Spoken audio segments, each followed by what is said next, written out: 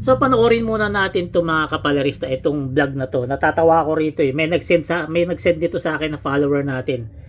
Yan yung pangalan niya, Bangasero. Yan, sa YouTube 'to, pa-subscribe na lang rin kasi gagamitin natin yung video niya. Magmamarcha, wala po kaming ibang destinasyon ang Malacanang. Sa mga gate, pintuan ng Malacanang, hindi po kami aalis hanggat hindi ka bababa, Bongbong Marcos. Mga DDS, nagsagawa ng people power. Kaliwat kanan ang kanilang panawagan. Ang sigaw nila ay pagkakaisa. Pero ang nagpunta, wala pang 50.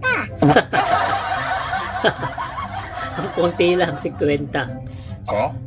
Totoo ba Oh, mga dito si na Taguro wala pang 50 ang nagpunta sa people power nila? Oo naman, Taguro. Eto, tingnan mo tong picture na to. Grabe ka naman. Tingnan mo nga. Sabi mo wala pang 50. Sinungaling ka pala eh. Bakit? Totoo naman ah. Tingnan mo nga mabuti mga zero. Wala pang ang 20 yan. Wala pa. Akala ko wala 50, yung pala wala pa raw 20. Itong mga bugok na DDS, masipag manghikayat sa social media. Panawagan nila, Marcos, resign na. Ang sigaw nila, iupo si VP Sara. Pero ang mga naniwala, wala pa ngang 50. Mga zero. Grabe ka naman.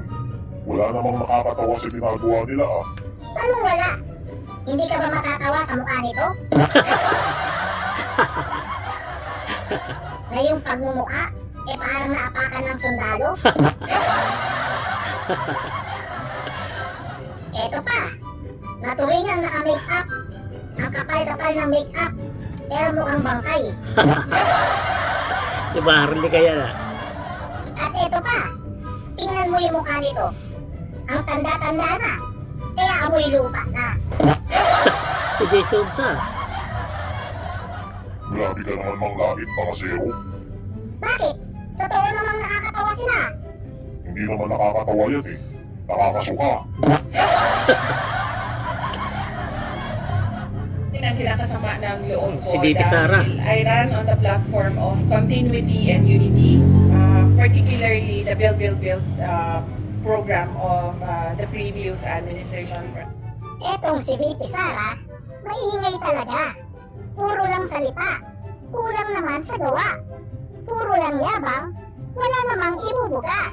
Kaya dapat dito ay sipa-sipain ng todo. Gago to. Ang lakas ng loob ah. Uy mga zero. Grabe ka kay VP Sara ha. Ha? Bakit naman? Grabe ka mga zero. Wala kang respeto kay VP Sara. Vice President natin siya.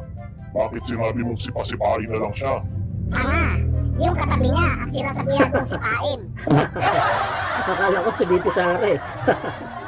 Ay hindi ba si VP Sara yung sinasabihan mong sipain? Hindi ah, ano ako mali?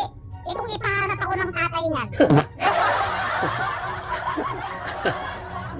Eh bakit yung katabi niya? Hindi ka ba natatakot sa katabi ni VP Sara? Ba't ako matatakot yan? Gusto mo sapak-sapakin ko pa yan eh. Uy, maayos ka mga zero. Security yan ni VP Sara. Matinding sundalo yan. Ganun ba, Taguro? Oo mga zero. Sobrang tapang yung sundalo na yan. Ah, ganun ba? Joke lang pala yun. Oh, huwag kayo puro tawa ha.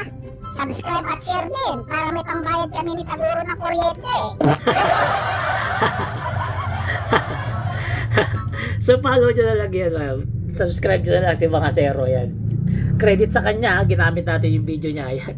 Natawa lang ako kasi may nag-send sa atin ito, pinanood ko. Sobrang tawa ko kanina. Yan, subscribe nyo na lang. Sige, salamat po.